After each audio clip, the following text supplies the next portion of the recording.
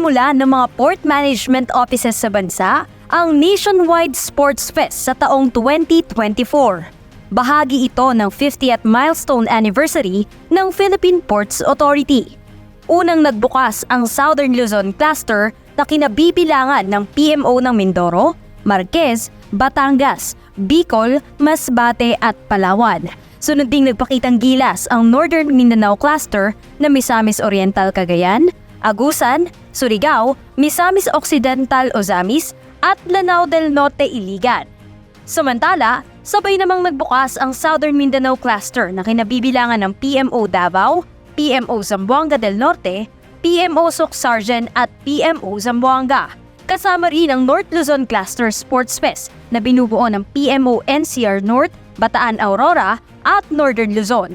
Ipinakita ng mga piling empleyado ang kanilang husay sa iba't ibang sports gaya ng basketball, badminton, billiards, darts, table tennis at volleyball.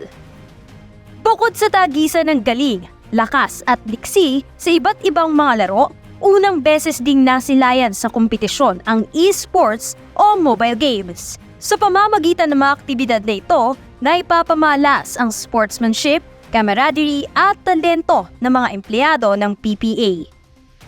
Jel Manalo para sa PPA TV.